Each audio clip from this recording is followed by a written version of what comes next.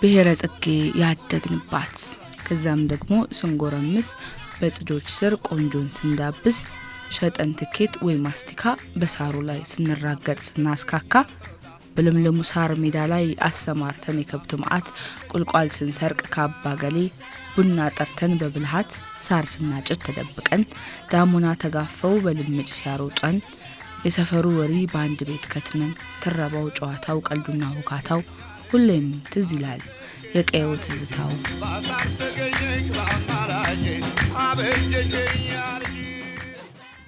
አጼ ዘርዓ ያዕቆብ የተሰኙት ታላቅ መሪ ከፈጸሟቸው ታላላቅ ተግባራት መካከል አንዱ ደብረ ብርሃን ከተማን የሀገሪቱ ዋና ማዕከል ማድረጋቸው ይጠቀሳል።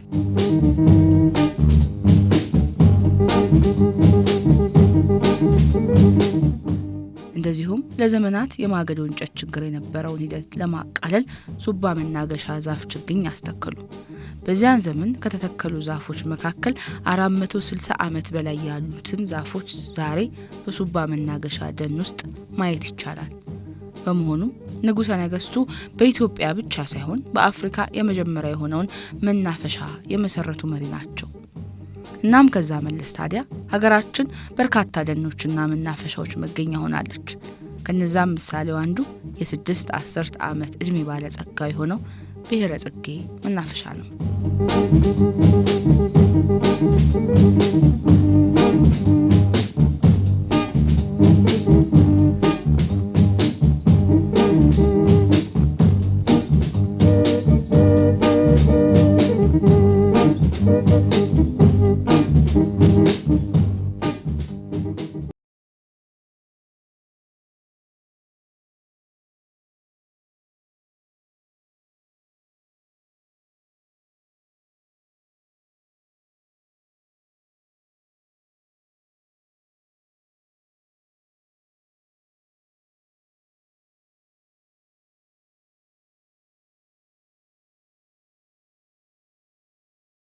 ላይ ይገኛል ማለት ነው።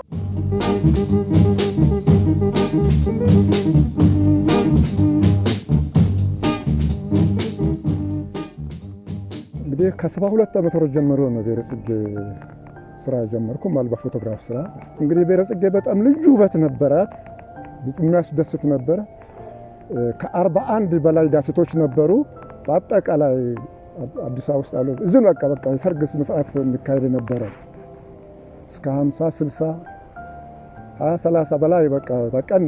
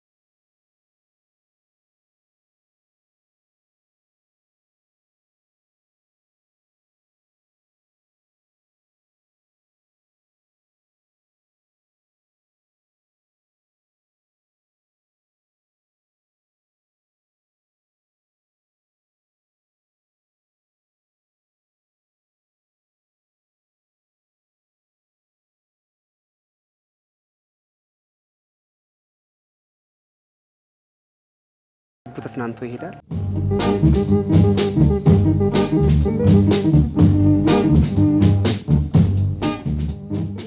ብሔረ ጽጌ መናፈሻ ነው። ሰርጎችን ያካሂዳል።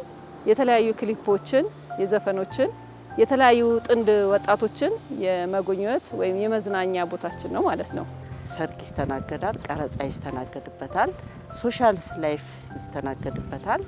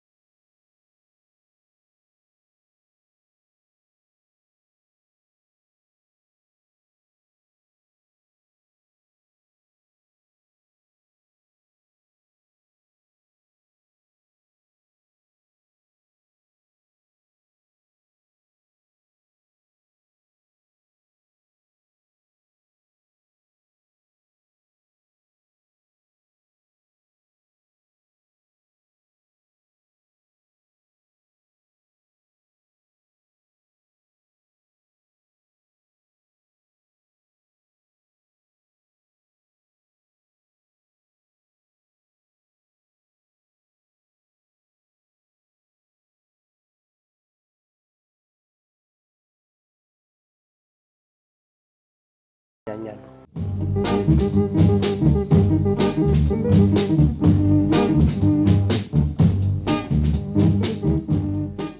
ከሰርግ ሌላ ብዙ የጽጌረዳ ማሳዎች ነበሩ እዚህ ግቢ ውስጥ የሚሸጥ አዲስ አበባ ውስጥ ከዚህ ነበረ።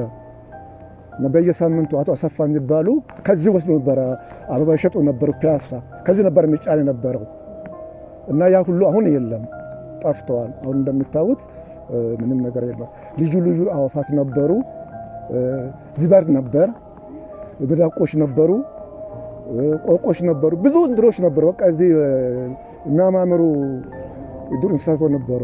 ልዩ ልዩ የጌጥ አሳዎች ነበሩ። እዚህ የሚሸጠው ነበሩት አሳ ማርቢያ ነበረ። የጌጥ አሳዎች በየቤት ሰው ስለ የሚያስቀምጣቸው እነዛ ሁሉ የሉም። አረንጓዴነቱ በጣም ያምራል። እንደዚህ የውስጥ ለውስጥ መንገድ ምናምን አልነበረውም። አሁን ግን ብዙ ነገሮች ተለውጠዋል። ቴራዞን አለ፣ ኮብል አለ፣ የውስጥ ለውስጥ መለያ መንገዶች አሉ እና ሙሽሮች በፈለጉበት መንገድ ሄደው ተስተናግደው ውሎ ይገባሉ ማለት ነው። ቅዳሜና እሁድ ብትመጪ አሁን እንጃ ይሄ ግቢ ትላንት ያየሁት ግቢ ነው ትያለሽ። በጣም የተዋበ መኪና ብዛት፣ የሰው ብዛት፣ ይሄ ሜዳው ተነጥፎ ምናምን በቃ ልጆቻቸውን ሰብስቦ ይዘው መተው የሚስተናገዱበት ማለት ነው። 98 ዓመተ ምህረት ነው እዚህ ግቢ የፎቶ ፕሮግራም ያደረኩት ጋብቻዬም ማለት ነው። እና ትልቅ ትዝታ አለኝ። ከዚህ ግቢ በወጣ የራሴ ትዝታ አለኝ። ደስ ይላል። አረንጓዴነቱ ያምርሻል። በቃ እንደምታየው አይደለም። ቀረጻ ላይና ፎቶግራፍ ላይ በጣም ያምራል እጽዋቱ እና ለየት ያደርግሻል። በቃ እና ፎቶ እዚህ ጋር ነው የተነሳሁት። የተነጠፈ አረንጓዴው ስጋጃ፣ አፈር በላሶች የተኮተኮቱ እጽዋቶች፣ ለጆሮ የሚማርክ የተፈጥሮ ጦመ ዜማ፣ የዛፎች የነፋሱ ዝዋዜ የሚፈጥረው ነፋሻማ አየር ከበራፉ ተቀጣጥሮ በዛፎች መጋረጃ መሃል ሰንጥቆ አልፎ በንፋስ ታጅቡ አፍላፍ እያወጉ ከኔና አንቺ በቀር እነማን ነበሩ በሚያስብል የዛፍ ምስክርነት የሚቆረጥ የፍቅር ቄጤማ የታጀበ ስፍራ ብሔረ ጽጌ። በቦታው ብዙዎች ተድረዋል። ብዙዎች የፍቅር ቄጤማቸውን ቆርጠዋል። ብዙዎች ደግሞ ተደብቀው ፍቅራቸውን በዜማ ድምጠውበታል። ፍቅራቸውን ተጋርተውበታል። ባለፉት 6 አስርት ዓመታት የብዙዎቻችን የልጅነት የፍቅር ህይወት የመጀመሪያ የጋርዮሽ ጉዞ አለፍ ሲል ቤተሰባዊነት ትዝታ በዚህ ቤት ውስጥ ከትሟል። እነሆ ዛሬ ታዲያ ይህ ትዝታ ቋት 6 አስርት ዓመታትን አስቆጠረ። እንግዲህ በፎቶ አንሺነት ብዙ ሙሽሮችን አንስቻቸዋለሁ። ብዙ ተድረዋል፣ እዚህ ተድረዋል። እንዲሁም ለልጅ ልጃቸው ይመጣሉ። እዚህ የልጅ ልጃቸው ድረስ ይመጣሉ። እዚህ ወልዶ እናት አባታቸውን ክርስቲያን ሰርግ ያነሳሁት እነሱ ደግሞ የተዳሩ አሉ እዚህ ቦታ አሉ።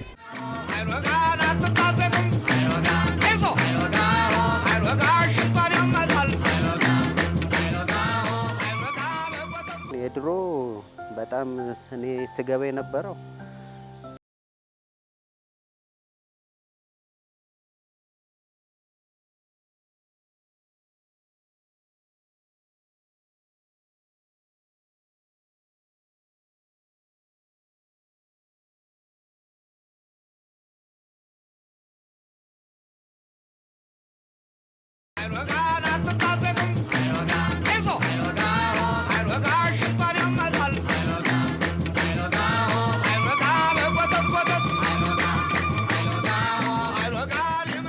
መናፈሻው የሚያገለግለው በዛን ዘመን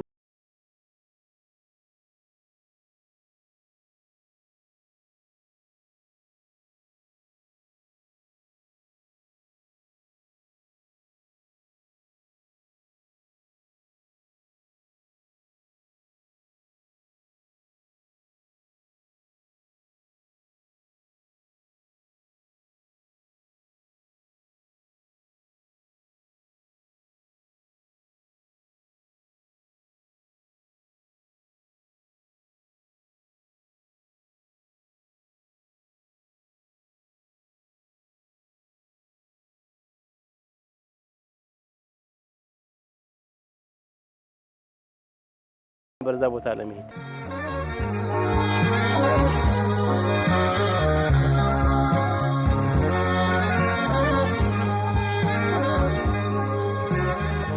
ፕሪንት ነበረ፣ በወረቀት ፕሪንት ነበረ ድሮ አሳጥበን መተን ነበር የምንሰጣቸው፣ ወይ ደግሞ እዛው በአስቸኳይ ማሽን የሚታተም ነበረ።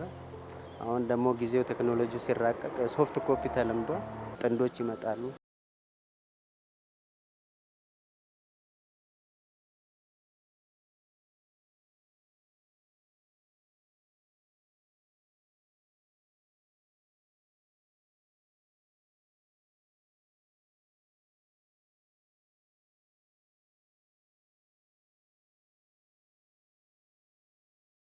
ሳየው እንዴ አሁን ውዬበት የምገባው ቤት ነው እንዴ እላለሁኝ ለራሴ ማለት ነው። እና ትዝታ አለኝ።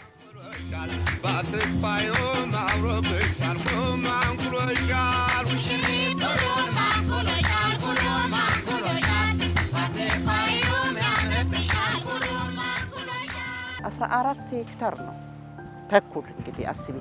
ያንን እኔ ቢያንስ ወደ 4-5 ጊዜ እመላለስበታለሁ። አዎ እስከ 6 ሰዓት ራሱ 4 የምመላለስበት ጊዜ አለ። ግን ምንም መስሎ አይታየኝም። እግዚአብሔር ይመስገን።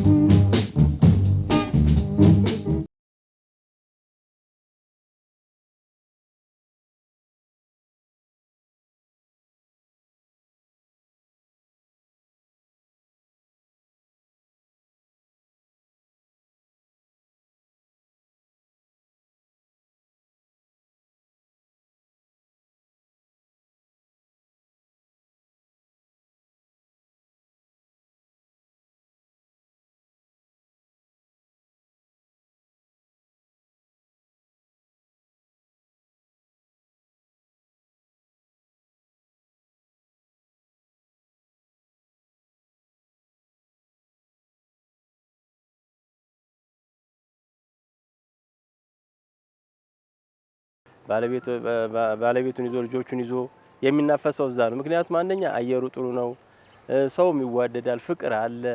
ስለዚህ እዛ መጥቶ ከልጆቹ ጋር ተዝናንቶ ልጆቹም ደግሞ ይጓጓሉ ያችን ሳምንት ለመምጣት የትምህርት እረፍት ጊዜያቸው ስለሆነ ያችን ቀን ለማክበር እዛች ቦታ ላይ ይመጣሉ።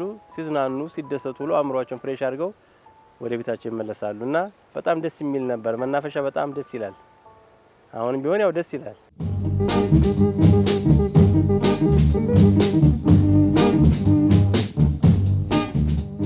ጓደኛዬ ብቻ ነው የገጠመኝ። ጓደኛዬ ዝም ብዬ ፎቶ እያነሳው መጣው፣ አጠገባ ቁጭ አለ፣ ፎቶ አነሳዋት። ግን ተደብቀው ነው ያገቡት፣ ተጋቡዙ ማለት ነው እነሱ ማለት። ከዛ በኋላ ነው የነገሩኝ። እንግዲህ እዚሁ ይመጣሉ። ሰው አውቀን ለሰርግ ፎቶ እንደምናነሳቸው አነጋገረን። ሰርግ አነሳው። የመልስ ዕለት ፎቶግራፍ አዘጋጅቼ ስሄድ ተፋትናል፣ ፎቶ አልወስድም ይለኛል። ለምንድን ነው? አይ ልጅቷ ልጃገረድ አይደለች። ይሄ ገጥሞኛል። በእውነት የሚያሳዝን እንትን ነው። ይሄ ገጥሞኛል።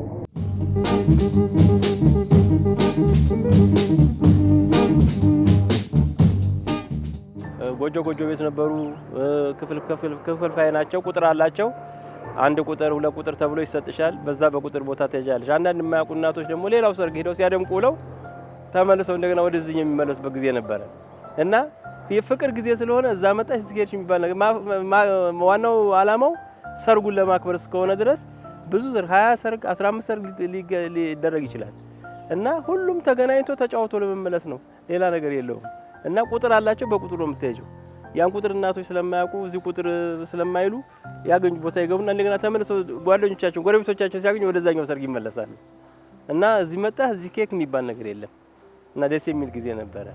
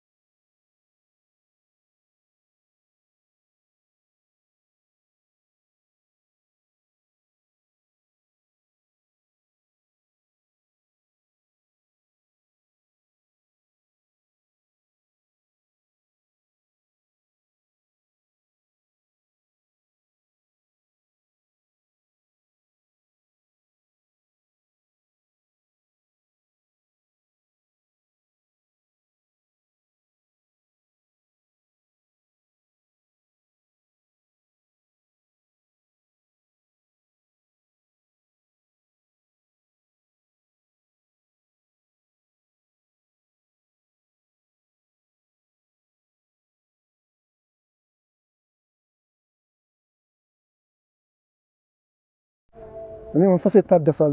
በእንግዲህ በሰዓት ደስ ነው የሚለኝ።